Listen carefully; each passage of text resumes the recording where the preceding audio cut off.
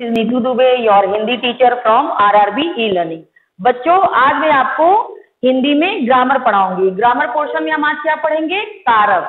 ठीक है बच्चों। अब हम सबसे पहले क्या पढ़ेंगे बच्चों? कारक की परिभाषा पढ़ेंगे। उसके बाद कारक के भेद पढ़ेंगे। कारक के कितने भेद होते हैं बच्चों? इसमें कितने दिखाया है? 8 भेद। फिर हम आपको क्या करेंगे? कारक के एक एक भेद को एक्सप्लेन करेंगे। ठीक है बच्चों। आइए हम आपको कारक की परिभाषा समझा देते हैं। देखिए क्या लिखा है। वे शब्द जिनके द्वारा संज्ञा या सर्वनाम का क्रिया तथा वाक्य के अन्य शब्दों के साथ संबंध स्पष्ट होता है, कारक कहलाते हैं। ठीक है बच्चों। क्या लिखा हुआ है? वे शब्द जिनके द्वारा संज्ञा या सर्वनाम का क्रिया तथा वाक्य के अन्य शब्दों के साथ संबंध स्पष्ट होता है, कारक कहलाते हैं। मतलब कारक का मतलब क्या होता है कि वाक्य के साथ और क्रिया के साथ जब शब्द संज्ञा और सर्वनाम के संबंध को डिफाइन किया जाता है तो वो क्या कहलाता है? कारक कहलाता है। ठीक है बच्चों। आगे देखिए, कारक के भेद कितने होते हैं बच्चों? कारक के 8 भेद होते हैं। पहला, कर्ता कारक, कर्म कारक, करण कारक, संप्रदान कारक, अपादान कारक, संबंध कारक, अधिकरण और संबोधन कारक। ठीक है बच्चों। अब बच्चों मैं आपको कारक के साथ जो परचक और विभक्ति चिन्ह लगे होते हैं उसको बताऊंगी। देखिए एक एक करके पढ़ते हैं। कर्ता कारक में क्या होता है? ने। इसका विसर्ग चिन्ह क्या होता है? ने। कर्म कारक का क्या होता है? को। करण कारक से या के द्वारा, ये कनेक्टिविटी दिखाती है बच्चों की उसके साथ, से या उसके द्वारा। ठीक है। संप्रदान कारक में क्या होता है? के लिए। जब हम के लिए शब्द यूज करते हैं, उसके लिए बाजार से सामान लाए तो ये के लिए, ऐसा ही शब्द उसके साथ। इसको अपादान से अलग, से यूज होगा लेकिन अलग होने के लिए, है ना। संबंध कारक में या पर। फिर अधिकरण में या पर, संबोधन हे अरे। फिर से देखिए बच्चों एक बार, कारक के कितने भेद होते हैं? 8 भेद होते हैं। पहला, कर्ता कारक, कर्म कारक, करण कारक, संप्रदान कारक, अपादान कारक, संबंध कारक, अधिकरण और संबोधन कारक। ठीक है बच्चों। अब कारक के साथ में उनके विभक्ति चिन्हों को एक साथ एक्सप्लेन करती जाऊंगी। कर्ता कारक में क्या होता है बच्चों? ने। कर्म कारक में को। करण कारक में से या के द्वारा। संप्रदान कारक में के लिए। अपादान में से अलग होने के समय, जब अलग होता है, बिछड़ाव होता है तब। संबंध कारक में अपादान कारक में का, की, के, रारी, रे। संबंध में पर। अधिकरण में पर हो गया और संबंध में हे या अरे। ठीक है बच्चों। अब इसको देखिए, मैं एक बार आपको अच्छे से पढ़ के बताती हूँ। जैसे कर्ता ने, इसको पूरा इस तरह से एक्सप्लेन किया जाता है। कर्ता ने कर्म को करण से या के द्वारा, संप्रदान के लिए, अपादान से अलग होना या से के, अपादान से होता है और इसको ब्रैकेट में अलग होने के सेंस में आएगा। फिर संबंध का, की, के, रारी, यदि किसी से संबंध दिखाना हो, उसका, उसकी, ऐसे टाइप का, तो संबंध कारक आ जाता है। अधिकरण कारक में या पर और संबोधन कारक में क्या होगा बच्चों? हे या अरे। ठीक है बच्चों। अब मैं क्या करूंगी, इसके आगे आपको एक एक कारक की पूरी परिभाषा और ये कारक कैसे यूज होता है और कहाँ यूज होता है उसको बताऊंगी। ठीक है बच्चों।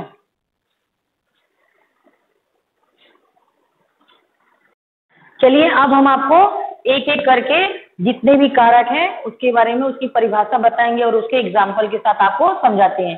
चलिए बच्चों देखिए, ये क्या है? पहला, कर्ता कारक। ठीक है। कर्ता कारक में किसको कहते हैं बच्चों? जो कार्य करने लगा। नाम से ही पता चल रहा होगा, कर्ता कारक यानी करने वाला, तो काम करने वाला। ठीक है। अब इसकी परिभाषा देखिए। वाक्य में जिस संज्ञा या सर्वनाम शब्द के द्वारा क्रिया करने वाले का पता चलता है वह कर्ता कारक कहलाता है। क्या बताया मैंने बच्चों? कि कर्ता कारक का मतलब होता है करने वाला, जो काम कर देता है ना। सब्जेक्ट जो होता है, जो काम करता है, उसे कर्ता कारक कहते हैं। जैसे कि अभी परिभाषा में हमने क्या पढ़ा? वाक्य में जिस संज्ञा या सर्वनाम शब्द के द्वारा क्रिया करने के, कौन क्रिया कर रहा है, क्रिया करने वाले का पता चलता है, यानी कि क्रिया कर कौन रहा है। जैसे राम विद्यालय जाता है, तो राम विद्यालय जाता में विद्यालय कौन जा रहा है? राम जा रहा है, तो राम क्या हो जाएगा? कर्ता कारक हो जाएगा।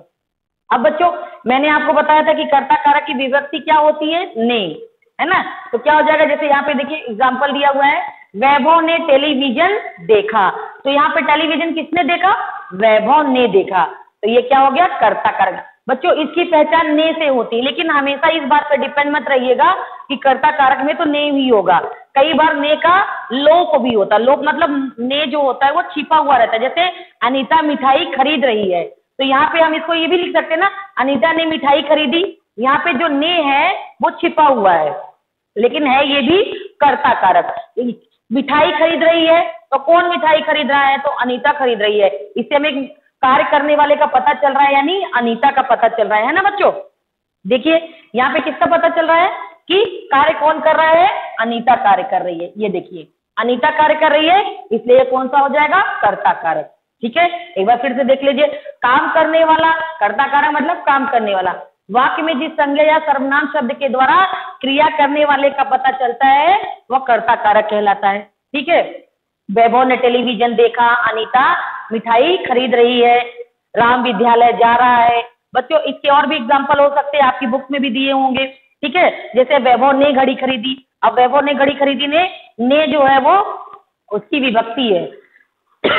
सॉरी बच्चों, कुछ में जो होता है ने नहीं होता है, ने का लोप होता है, यानी ने छिपा होता है, लेकिन होता वो भी कर्ता कारक है। जैसे लड़की ने पुस्तक खरीदी, इसमें ने है, ये भी कर्ता कारक है।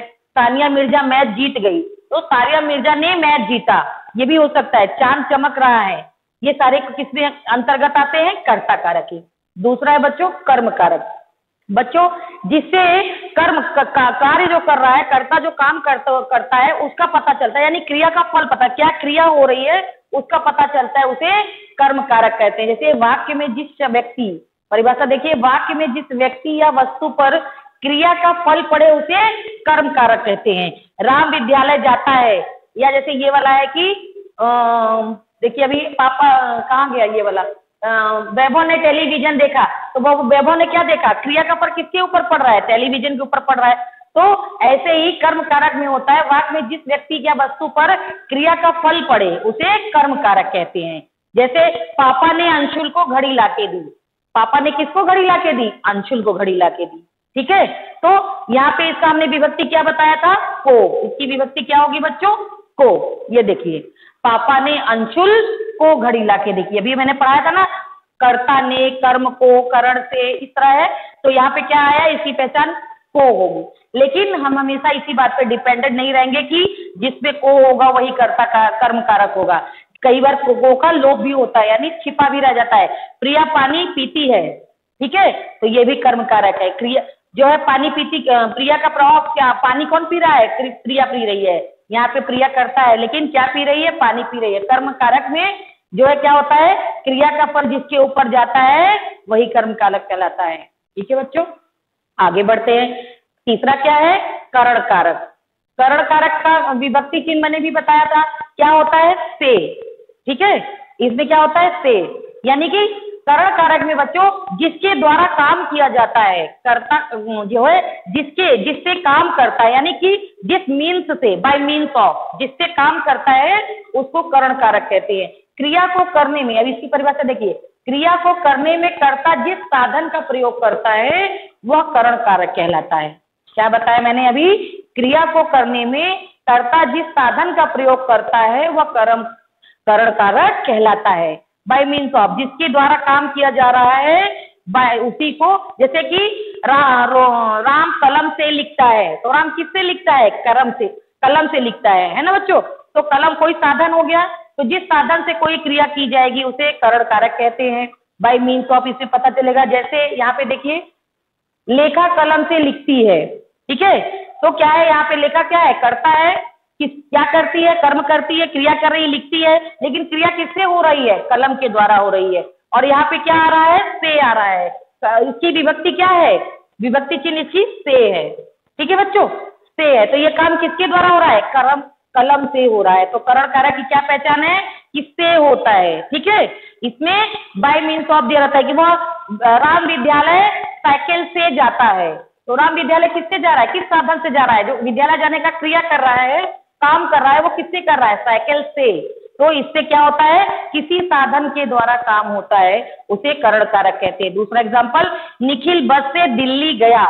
निखिल किससे दिल्ली गया, बस से गया। तो यहाँ पे भी देखिए बच्चों से आ रहा है ना। इसमें हमेशा ये दिया रहेगा कि काम किससे हो रहा है, किसके द्वारा हो रहा है, किस साधन से हो रहा है। ठीक है।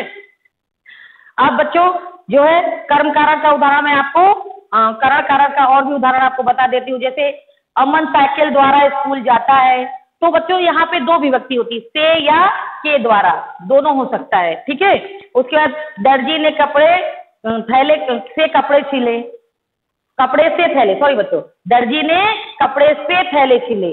तो दर्जी ने थैले किससे सिले, कपड़े से सिले, से भी आया है ना। या ये भी बोल सकते दर्जी ने कपड़े के द्वारा थैले सिले। ठीक है बच्चों।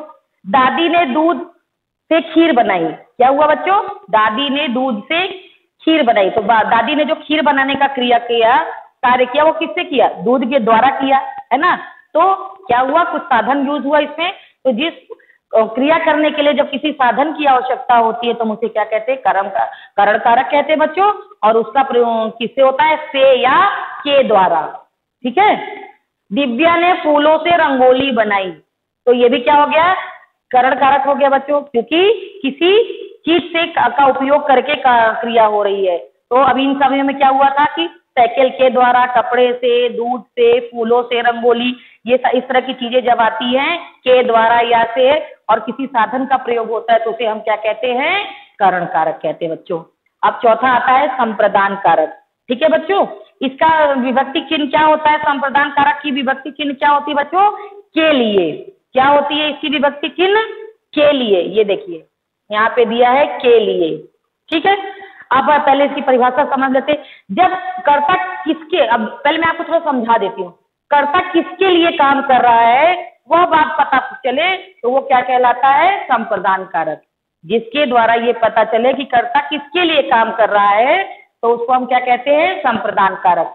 कर्ता जिस, अब इसकी परिभाषा देखिए, कर्ता जिसके लिए कोई कार्य करता है या जिसे कुछ देता है वह क्या कहलाता है, संप्रदान कारक कहलाता है। जैसे माताजी बच्चों के लिए मिठाई लाए। क्या हुआ, माताजी बच्चों के लिए मिठाई लाई। ठीक है बच्चों। माताजी बच्चों के लिए मिठाई लाई। तो माताजी ने क्या किया, किसके लिए लाई है मिठाई, बच्चों के लिए। तो यहाँ पे जो माताजी है वो किसी और के लिए काम कर रही हैं, कुछ कर रही है ना। कर्ता जिसके लिए कुछ कार्य करता है या कुछ देता है, ये देखिए यहाँ पे लिखा है ना, कुछ देता है। तो माताजी क्या कर रही हैं, बच्चों को मिठाई दे रही हैं। तो ये क्या हो जाएगा बच्चों, संप्रदान कारक। ठीक है। सब्जी वाले को रुपए दो, कुछ देना है, किसको देना है, सब्जी वाले को। तो कर्ता जब किसी दूसरे के लिए कार्य करता है, जैसे मान लिया मैं ऐसे बोलूंगी, रमेश सब्जी वाले को रुपए दो, तो मैं क्या कर रही हूँ, सब्जी वाले को कुछ दे रही हूँ। और कर्ता किसी और के लिए कार्य कर रहा है तो वो क्या कहलाता है, संप्रदान कारक कहलाता है बच्चों। संप्रदान कारक का मैं और आपको उदाहरण बताती हूँ। जैसे माँ ने कल्पना के लिए गुड़िया खरीदी। माँ ने, अब माँ क्या है, कर्ता कारक है। माँ किसी और के लिए गुड़िया खरीद रही है, कुछ दे रही है, तो ये क्या हो जाएगा, संप्रदान कारक हो जाएगा बच्चों। ठीक है। उसके बाद क्या है, छात्रों ने अध्यापिका को पुस्तकें दी या किताबें दी। छात्रों ने अध्यापकों को किताबें दी। क्या बोला मैंने, छात्रों ने अध्यापकों को किताबें दी। तो ये क्या हो गया, कुछ देना हो रहा है ना बच्चों। मैंने माताजी के लिए चाय बनाई। मैंने माताजी के लिए चाय बनाई। तो ये क्या है बच्चों, ये भी संप्रदान कारक है, क्योंकि मैंने पहली बात तो इसमें एक विभक्ति चिन्ह आ रहा है कि के लिए, और हम किसी को के लिए कुछ काम कर रहे हैं, कुछ दे रहे हैं। बच्चों ने अनाथालय को पुस्तकें भेंट की, है ना। बच्चों ने अनाथालय को पुस्तकें भेंट दी। तो इसमें क्या हो रहा है, कुछ दिया जा रहा है। तो जब कुछ दिया जाता है या कर्ता किसी दूसरे के लिए कुछ काम करता है और उसमें के लिए आता है तो वो क्या कहलाता है, संप्रदान कारक। अब आइए बच्चों पांचवा पढ़ते हैं, अपादान कारक। जिस संज्ञा या सर्वनाम शब्द से अलग होने का या पृथकता का भाव प्रकट हो उसे अपादान कहते हैं। जिस संज्ञा या सर्वनाम शब्द से अलग होने या पृथकता का भाव प्रकट हो उसे अपादान कारक कहते हैं। जैसे गंगा नदी हिमालय से निकलती है, अलमारी से सामान गिरा। बच्चों अब जब यहाँ पे इसकी विभक्ति चिन्ह क्या होती है, से, ये देखिए, अभी इसके पहले भी अब आप लोग कंफ्यूज होंगे कि मैम आपने करण कारक में भी बोला था कि से विभक्ति होती है, लेकिन इसमें क्या हुआ है, जब किसी के द्वारा कोई चीज किसी साधन से कुछ होता है तब इसमें से होता है, लेकिन इस वाले से में क्या है, जब अलगाव प्रकट हो, है ना, जब वहां से अलगाव प्रकट हो कि वहां से हटने का हो। यहाँ पे क्या था, के द्वारा, यानी उसको यूज करके हो रहा है, बाय मीन्स ऑफ हो रहा है, लेकिन यहाँ पे हटने का प्रयोग हो रहा है, यानी गंगा नदी हिमालय से निकलती है, वहां से निकल चुकी, हट गई वहां से। राम छत से गिर गया, है ना, तो ये क्या होता है, अब ये राम बस से स्कूल जाता है तो वो बस के द्वारा जाता है ना। अगर होता कि राम बस से उतर गया तो वो क्या हो जाएगा, अपादान कारक, क्योंकि जब पृथकता प्रकट होती है, अलगाव प्रकट होता है तो वहां पे क्या आ जाता है बच्चों, अपादान कारक, इसलिए ध्यान रखिएगा, ठीक है। अब देखिए गंगा नदी हिमालय से निकलती है तो यहाँ पे भी से यूज हो रहा है, लेकिन यहाँ पे क्या है, निकलने का, यानी वहां से हट रही है। अलमारी से सामान गिरा, अलमारी सामान कहाँ से गिरा है, अरमानी से गिरा, यानी अब अलमारी में वो चीज है नहीं, वहां से पृथक हो गई है, अलग हो गया, है ना, तो इसको क्या कहेंगे, अपादान कारक कहेंगे, ठीक है बच्चों। अपादान कारक के मैं कुछ और भी उदाहरण आपको पढ़ के बता देती हूँ बच्चों, समझा देती हूँ कि अपादान कारक में क्या क्या होते हैं। जैसे अनीता प्रीति से सुंदर है ना, खिलाड़ी मैच जीतकर मैदान से लौट रहे हैं। अब यहाँ पे हो जाता है कि खिलाड़ी मैदान से निकलकर आ रहे हैं, खिलाड़ी मैदान से निकल के आ रहे हैं, यानी मैदान से उनका अलगाव प्रकट हो गया, ठीक है। नल से पानी टपक रहा है, अगर होता कि राम नल के द्वारा पानी भर रहा है, यानी ना राम नल से पानी भर रहा है, तब वो क्या हो जाता बच्चों, तब वो करण कारक हो जाता। लेकिन यहाँ पे क्या बताया, नल से पानी टपक रहा है, यानी नल से उसका अलगाव प्रकट हो रहा है, तो इसे क्या कहते हैं बच्चों, अपादान कारक कहते हैं, ठीक है। आगे देखते हैं, मैंने संगीत अपनी माँ से सीखा है, ठीक है। इस तरह की जो चीजें होती हैं वो क्या कहलाती है बच्चों, अपादान कारक कहलाती हैं। अपादान कारक के में उदाहरण आपको देख लिया, गंगा नदी से निकलती है बच्चों। इन दोनों में जो है एक डिफरेंस है, करण कारक और अपादान कारक, इसमें भी से आता है, इसमें भी से आता है, लेकिन आपको कंफ्यूज नहीं होना है। जब करण कारक होता है तो किसी के द्वारा काम होता है, यानी से, बाय मीन्स ऑफ, उसके द्वारा होता है, किसी साधन से काम होता है या के द्वारा, तब हम से यूज करते हैं। और जब अपादान आता है उसमें से यूज करते हैं, लेकिन अलगाव प्रकट करने के लिए। राम, अभी एक ही उदाहरण को लेके मैं आपको करण कारक और अपादान कारक बता रही हूँ। जैसे राम बस से विद्यालय जाता है, इसमें भी से है, तो लेकिन राम बस के द्वारा विद्यालय, यानी बस से जाता है, बस के द्वारा जाता है। राम जो है उसका दूसरा क्या होगा कि राम बस से उतर रहा है, तो राम बस से नीचे उतर रहा है, हट गया है बस से, तो जब हटने का बोध होता है तो वो क्या कहलाता है, अपादान कहलाता है, ठीक है बच्चों। अब आगे हम पढ़ेंगे, किसके बारे में पढ़ेंगे बच्चों, संबंध कारक और संबोधन कारक, ठीक है बच्चों।